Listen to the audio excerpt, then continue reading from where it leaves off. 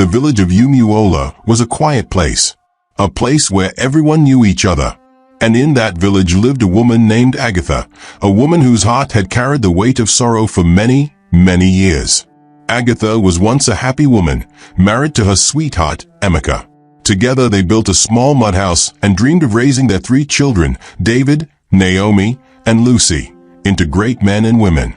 But life, as cruel as it can sometimes be, snatched Emeka away from her when their children were still very small. From that day, Agatha's world turned upside down.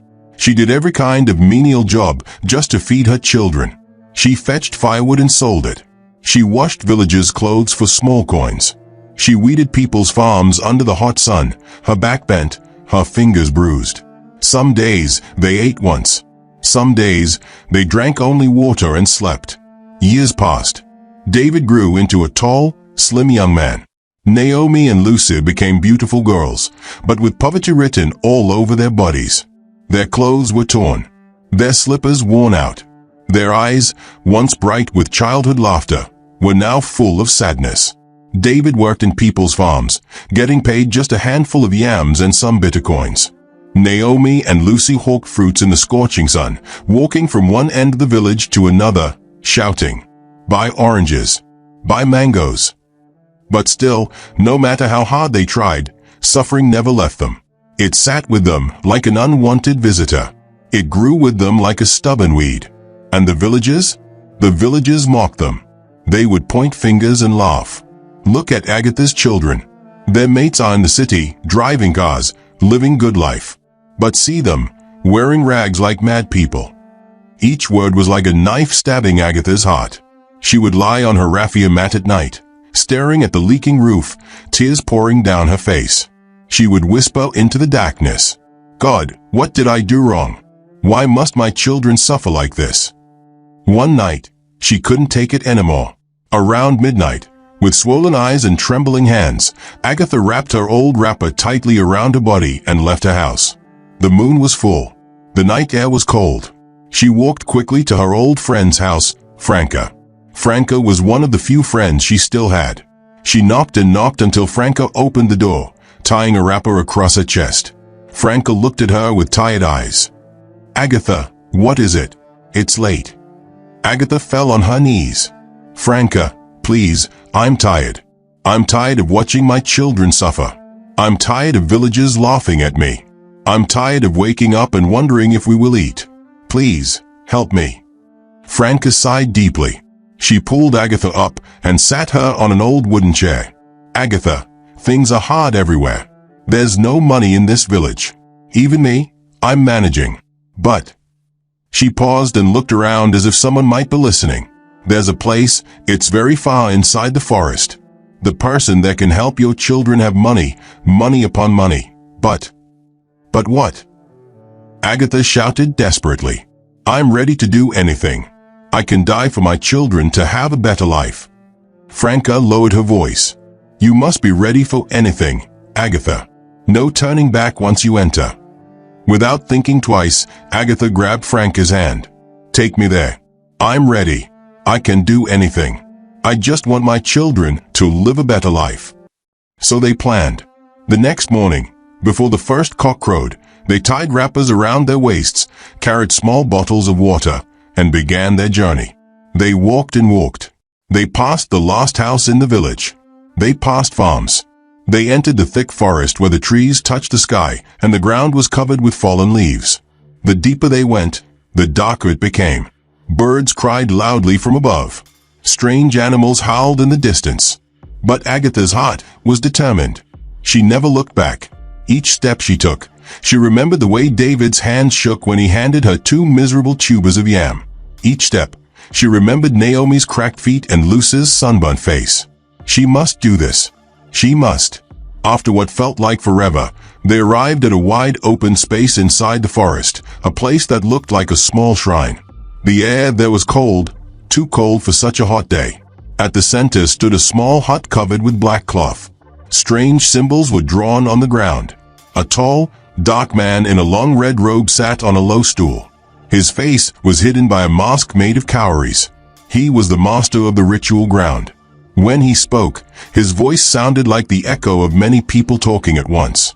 Agatha, you have come to ask for your children's success. Agatha fell to her knees immediately. Yes, Master, please, help me. Help my children. I'm begging you. The Master nodded slowly. They will have riches, money in different currencies, but the price is heavy. Agatha raised her head, her heart pounding. I accept, Master. Tell me. The Master's voice became louder.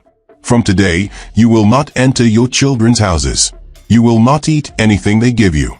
You must not collect anything from them. If you do, one of them will start suffering from a strange illness. Agatha's mouth fell open in shock. The Master continued. You will become a beggar. You will beg on the streets.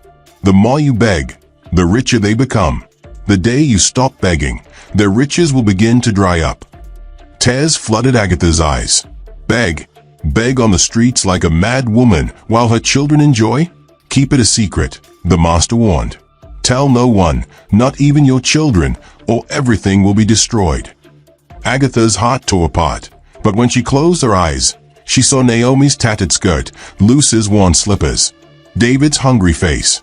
She swallowed her pain and said, I accept, Master. The ground beneath her feet shook. The trees around them bent as if bowing to her sacrifice. The Master stood up and raised a staff carved with ancient symbols. Your destiny has changed, Agatha. May your tears water your children's riches. Agatha collapsed on the ground, crying. She had just signed away her happiness. But for the first time in many years, she knew her children would never suffer again. After Agatha left the ritual ground with Franca, she returned to the village like a different person. Her eyes were red from crying, her body weak from the long journey. But her heart was quietly waiting. 3 days later, everything changed. That morning, David was sent to help an old man in the next village farm, something he had done many times for little or no pay. But this time, after he finished working, the man told him, Young man, I like your strength. I'm giving you this bag of seeds and fertilizers. Take them, go and start your own farm. David was shocked. Sir, me? I have nothing, no land. The man laughed. I've already spoken to the chief. You'll be given free land to start. Go and build something for yourself. At the same time, in another corner of the village, Naomi was selling fruits under the hot sun. Out of nowhere, a clean white SUV parked beside her. A woman stepped out, looking classy and rich. She asked, Who owns these fruits? Naomi knelt quickly. Auntie, it's me. The woman smiled. Come with me. I want someone to manage a fruit shop for me in the city. I like your honesty. Naomi's hands were shaking. Auntie, please. I don't have certificate. The woman nodded. Don't worry. Your honesty is your certificate. Lucy too wasn't left out. She went to the stream to fetch water that day and saw a woman crying by the riverside. The woman had dropped her phone and money into the stream by mistake.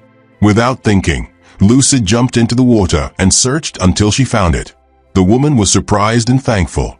You saved my phone. Young girl, do you want to go to school? Yes, ma, but no money. Come, I'll sponsor you. From now till university. Within 1 week, the 3 children that villagers mocked became stars. The same villagers who laughed before now whispered, Are you seeing Agatha's children? God has finally remembered them. Maybe they found a Chamo, because this one is not ordinary.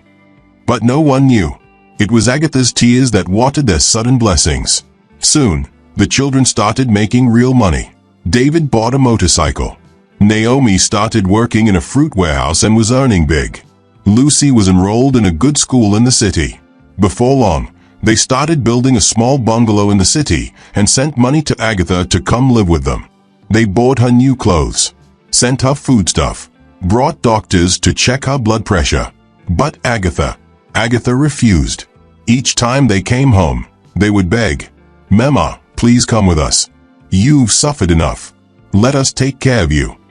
She would smile gently and shake her head. No, my children. I'm fine here. Just knowing you are all doing well is enough for me. But Mama, we don't want to leave you here. This is the same village where people mocked you," Naomi said with tears in her eyes. Agatha held her daughter's hand and whispered, "Naomi, let them laugh again. I will be fine." "Mama, we now have a house with air conditioner, big beds. We can even hire a cook for you," Lucy added. But Agatha looked at them, her eyes shining with pain she couldn't explain. "I can't follow you, my children. Not because I don't love you, but because this is the path I chose." She forced a smile.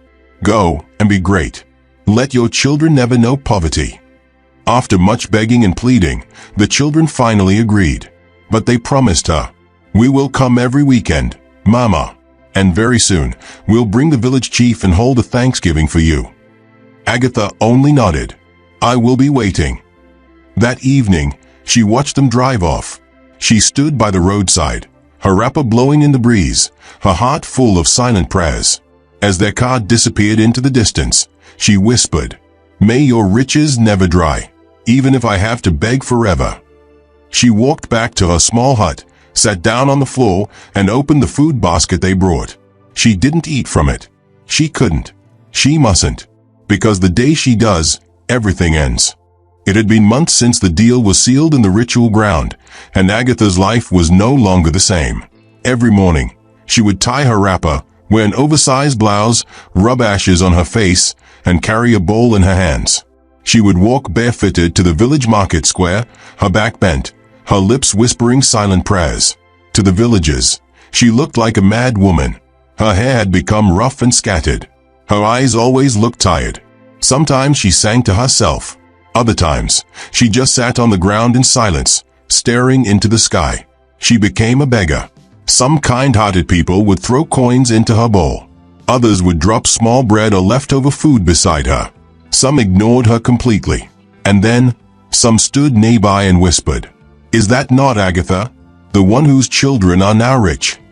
She has gone mad. Poverty has finished her." But wait, why are her children not taking her to the city? You know, some children forget their parents when they make money. Agatha heard every word. She smiled sadly, but never replied. Each evening, she would walk back to her small mud house with her bowl in hand.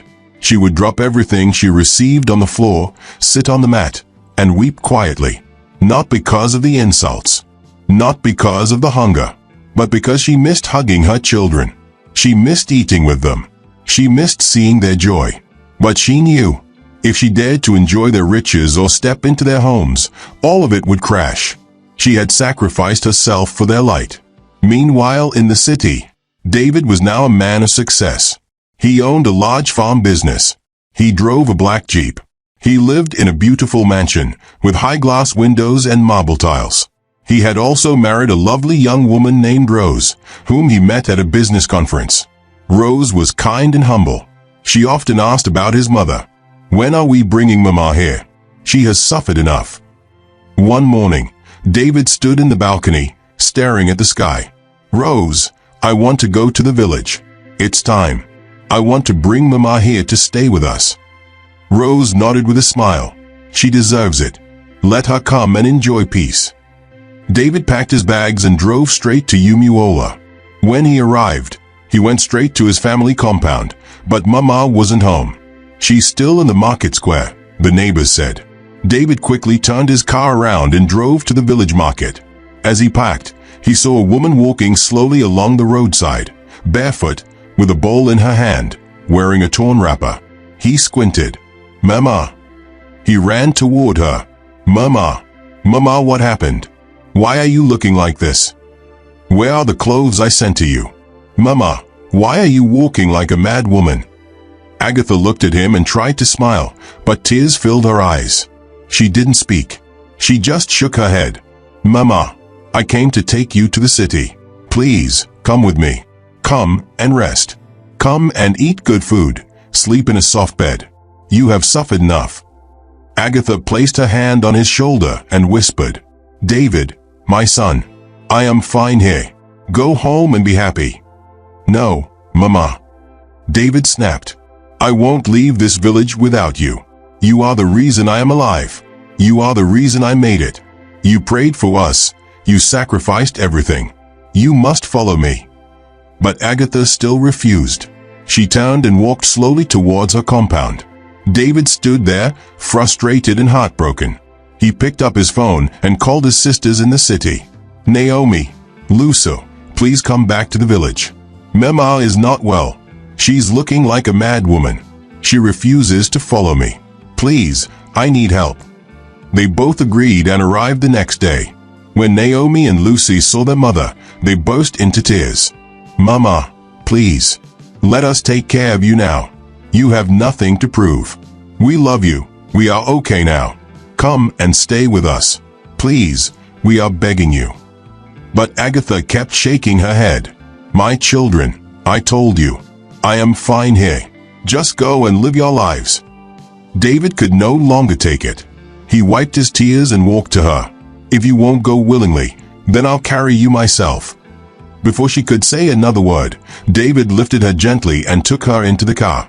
Naomi and Lucy followed, wiping their eyes, holding her hands and saying, "It's okay, Mama. Just rest. You'll be happy with us." Agatha began to cry. Her whole body was shaking. She gripped the edge of the seat tightly. "Please, let me out. Let me out of this car." They didn't listen. They believed she was just confused. But as they reached the filling station to buy fuel, something strange happened. The moment the car stopped, Agatha pushed the door open and ran out, barefoot, with speed they had never seen before. "Mama!" David and his sister screamed and ran after her. She dashed into the bush path, disappearing between trees and shrubs. They ran. They called, "Mama, please stop. We love you. Where are you going?" But Agatha didn't stop. Tears rolled down her cheeks as she ran. She was protecting them, even if they didn't understand. After a long while, they lost sight of her. The bushes were quiet. No sign. No sound. David fell to the ground, holding his head. Naomi and Lucy knelt beside him, all of them crying like little children. "Why, Mama? Why are you doing this to us? We only wanted to love you. Why did you run away?" They didn't know that Agatha had disappeared not out of madness, but out of love deeper than the world could understand. After Agatha escaped from the car at the filling station, the three siblings, David, Naomi, and Lucy, searched everywhere. They combed the nearby bushes. They asked passers-by along the road. They cried out her name again and again. "Mama, please, come back. We love you." But there was no sign of her. It was as if the earth had swallowed her whole. After hours of hopeless searching, they sat on the roadside, exhausted, broken, and shaking. David clenched his fists, staring into space. "It's my fault," he said quietly. "I forced her. I didn't listen. I dragged her into the car like a child. And now I've lost her." Naomi sobbed beside him. "No, David, you didn't do anything wrong. You only wanted her to rest, to live well." Lucy whispered, "But she warned us. She kept saying I'm fine here. Maybe there's something deeper going on." The night grew colder. Crickets chirped in the bushes. They finally returned to the city, each one shattered in a different way. Back at home, David sat in silence. He didn't eat. He didn't sleep. He stared at his mother's framed photo on the wall and whispered, "Where are you, Mama? Why did you run from us?" His wife, Rose, knelt beside him and wrapped her arms around him. "We will find her, my love. I believe it. Just hold on." Meanwhile, Agatha had found a way to a large market in the outskirts of the city. Her wrapper was now tied tightly across her chest. Her feet were dusty, cracked. Her hands held her begging plate as she limped from one stall to another. "Please, anything you can give." Some ignored her. Some looked at her with pity. A few kind ones dropped small naira notes or bread. But her eyes were tired, her voice barely above a whisper. She was becoming weaker, but she endured it all. Because every coin she collected, every piece of bread she was given, meant more riches for her children. One morning, a man named Johnson, who is from Umuola village but sold used shoes in the city, was arranging his goods when he saw an old woman passing by. He looked closely. His eyes widened. Wait. That face. He dropped the shoe in his hand and walked slowly toward her. Mama, Agatha. Agatha didn't respond. She just bowed her head and stretched out her plate. Johnson dropped some money into the plate, but his heart was beating fast. He turned to his assistant and whispered, "That's David's mother. The same David who built a mansion last year. Why is she like this?" He stood in silence for a moment, confused. Did David abandon her? Did Naomi and Lucia forget where they came from? This woman doesn't deserve this. But he didn't say anything out loud. He just stared until she walked away, then shook his head and returned to his stall. The image of Agatha burned in his mind. The next day, David was on his way to a business meeting. He was stuck in traffic along a busy highway near the market. As his car crawled forward, he looked out of the window. And then, his heart stopped. There she was, his mother, in the same faded wrapper, bent forward, her hands trembling as she stretched out a begging plate toward a woman carrying tomatoes. David's world froze. He opened the door in the middle of traffic, ignoring the honking horns and shouting drivers. Tears filled his eyes. Mama, it's me. It's David." He ran toward her. Agatha turned around slowly, and the moment her eyes met his, she fled. "Mama, no. Please wait. I'm here." She ran across the road, dodging cars and bikes. She disappeared into a corner, behind buildings, through alleys. David chased her with tears running down his face. But she was gone. Again. He stood in the middle of the road, cars passing around him, his chest rising and falling. He walked back to his car and sat inside, in silence. His driver said nothing. The pain in David's eyes was too loud to speak over. "Why are you running from me, Mama? Why?" The wind blew gently that evening in the city. The sky was quiet, and the sun had begun to set behind the tall buildings. In the middle of a busy market street, Johnson, the shoe seller from Umuola, was arranging his wares when he saw someone familiar. It was Naomi, beautifully dressed in a red gown, walking toward a boutique across the road. He quickly crossed over and called out, "Naomi, Naomi." She turned, surprised. "Uncle Johnson. Long time. Good evening, so." They exchanged greetings, and Johnson looked around before leaning closer. "Naomi, I saw your mother." Naomi's smile faded. "My mother? Where?" Johnson looked around again. She was begging near my market stall, here in the city. Her clothes were dirty. Her face looked like someone who had lost everything. Naomi gasped, her hand covering her mouth. "What? Uncle, are you sure it was her?" "I'm very sure. I even dropped money in her plate." She didn't speak, but it was her. "Please, where did you see her?" Naomi asked, almost shaking him. Johnson nodded slowly. "She normally comes around this junction in the evenings." Naomi didn't waste time. She quickly thanked him and rushed off to call her brother. She dialed David immediately. "David, I just saw Uncle Johnson. He said he saw Mama begging here in the city market." David stood up from his office chair like lightning struck him. "Where? Where exactly?" "Near that big junction after Brass. He said she comes in the evening." David didn't wait. He called his security team, 4 strong men, and gave them a direct order.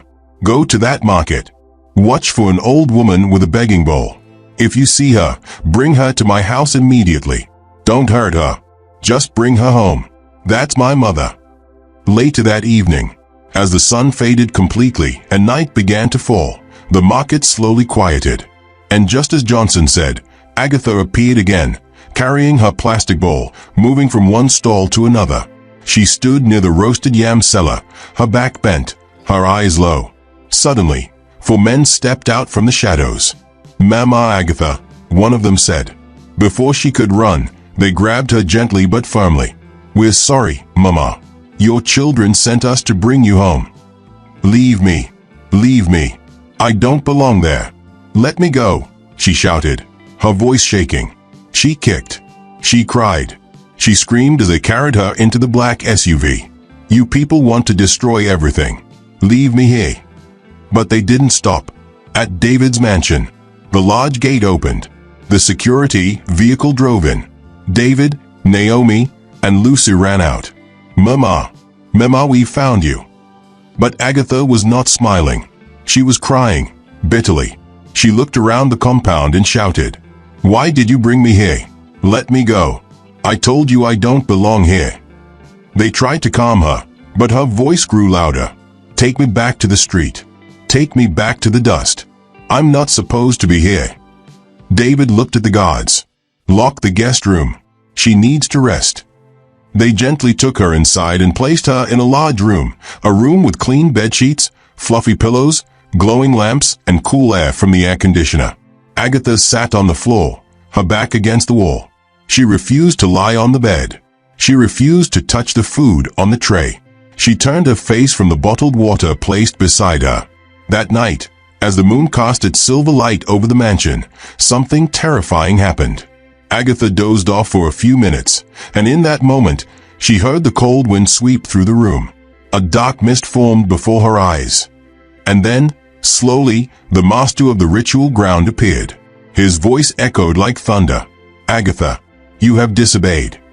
Agatha's heart jumped. She dropped to her knees, shaking. No, Master. I didn't disobey. I haven't eaten their food. I haven't taken anything, not even the water." The master's mask glowed under the darkness. "You may not have eaten, but you are enjoying their comfort. You are sleeping in their house, breathing their air. This air conditioner." He looked up. "This cold air you feel on your skin is comfort. It is luxury, and it breaks the rule." Agatha began to cry and shake violently. "Please. I didn't mean to. They brought me here by force. I didn't agree." But the master said nothing more. He vanished into the shadows. The next morning, David was on a business call when a sudden scream came from his phone speaker. Sir, fire. There's fire in the warehouse. Your farm storage is burning down." David froze. "What? Which warehouse?" "The main one. The chemicals and feed storage. Everything's gone." David dropped the phone, stunned. He held his head in his hands. "My farm, my life savings." At the same time, Naomi was at her office when her boss called her in. "Naomi, I'm sorry. We have to suspend your contract. There are too many complaints from your clients." Naomi stood there, mouth open. "But sir, I don't understand." "Please, just take a break. We'll call you when we need you again." That evening, as they returned home, the entire house was silent. No one spoke. No one smiled. And in her locked room, Agatha heard the voices outside. She pressed her ear against the wall. David's farm caught fire. Naomi's job is gone. Her whole body trembled. She dropped to the floor and began to cry loudly. "I told you people. I told you. I don't belong here. Let me go back." She banged on the door with her hands. "Let me out. I don't want your bed. I don't want your food. I don't want your cold air. Let me go back to the streets." But the door remained locked. And outside, David sat in the living room, holding his head in both hands. Everything he built was starting to fall like sand in the rain. The morning sun rose slowly over the city, casting golden rays across rooftops and waking the birds from their slumber. Inside David's mansion, everything seemed calm on the outside, but in one corner of the house, Agatha was still locked in the guest room, curled up on the cold floor like a prisoner. She had refused food. She had refused water. She had refused to speak. The air conditioner hummed quietly in the background, a symbol of the comfort she knew she must not enjoy. Meanwhile, David had dressed up early and left for work, still weighed down by stress. His once booming business had been hit with strange setbacks. His thoughts were heavy, and his eyes weary. Back in the mansion, Rose, David's gentle wife, couldn't sleep. She had watched Agatha suffer in silence for days, and her heart could no longer take it. "Maybe if I just beg her, if I talk to her with love, she will eat something," Rose said to herself. So she quietly entered the kitchen, packed a tray with hot yam porridge, water, and fresh juice. She arranged a spoon, added a napkin, and whispered a prayer. "Let this woman feel peace today." She walked slowly to the locked guest room, her heels silent against the polished floor. With a deep breath, she unlocked the door. "Mama, please eat something. I brought food for you," she said softly, stepping in. But what happened next shook her soul. The moment the door opened, Agatha sprang up like lightning. With the strength of a lion, she rushed past Rose, dropped the tray, and ran out of the room. "Mama, wait, please." Rose screamed, dropping to her knees and scrambling to catch up. But Agatha was already at the corridor. The main gate, usually locked, was slightly open. The cleaner had just wheeled the bin outside. Agatha saw her chance. She ran barefoot through the compound, pushing the gate wide open. The security man shouted, "Madam, madam." But she didn't look back. Her wrapper flapped in the breeze. Her hair scattered in the wind. She was running toward freedom, running to save her children from more pain. Rose chased after her, tears pouring down her face. "Mama, please, come back. Don't leave like this." But Agatha didn't stop. She knew the longer she stayed in that house, the more destruction would come. She ran into the streets, into the dust, into the crowd, and disappeared again. Later that day, David returned from work. As he stepped into the house, Rose rushed toward him, crying, "David, your mother, she ran away."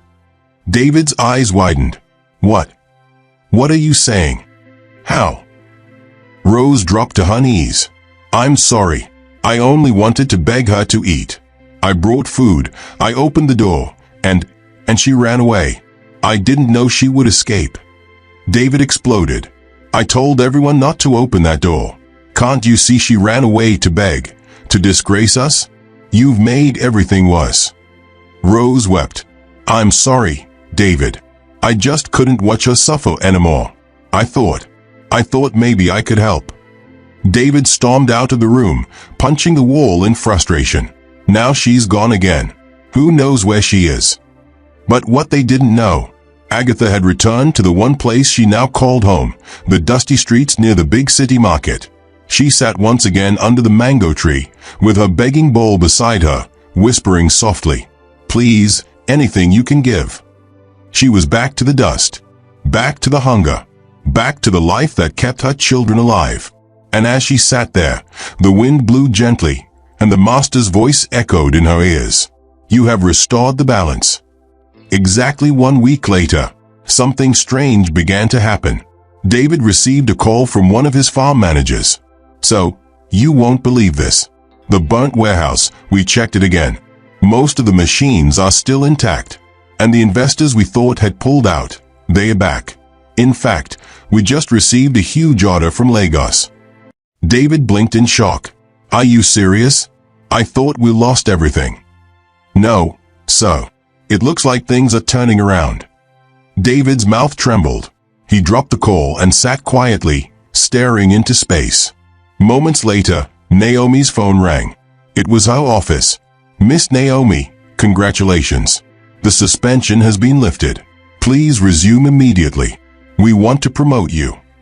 Naomi gasped. Thank you, so."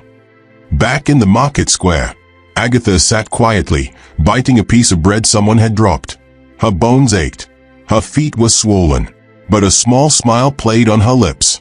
Because she knew, her suffering was not in vain. Her children were safe again. Her sacrifice was working. David stood on the balcony of his mansion, watching the early morning sky. His heart was heavy. He couldn't sleep. He couldn't breathe freely, not when he knew his mother was out there, walking barefoot through the city, begging like a mad woman. He turned sharply and summoned his security team. "I want you to go back to that market," he commanded. "Search every corner. Search every street. I can't sit back and watch my own mother suffer on the streets. Find her and bring her home, no matter what it takes." The guards didn't waste time. For 3 days, they searched the corners of the big city, the streets, and the hidden roads of the market square. And then, on the 3rd evening, they found her. She was at her usual spot under the mango tree, quietly whispering, "Please, anything you can give." As soon as Agatha saw the guards again, she picked up her wrapper and ran. But this time, they chased her down. She cried, "Leave me. I'm trying to save them. Leave me." They didn't listen. They caught her gently and put her into the car. Back at David's mansion, the gates opened. David stood by the door. When he saw his mother step out of the car with dote on her feet and her wrapper torn, he broke down in tears, but his tears turned to anger. "Mama, what have we done to you? What have I done to deserve this humiliation? I am your son. I have money. I can take care of you. But you choose to beg on the street like someone without a family. People will think we abandoned you. Mama, you keep forcing me to lock you up, and I will keep locking you up until you stop this nonsense." Agatha said nothing. She simply looked into his eyes and whispered, "I don't care what people say, David. I will do anything to save you.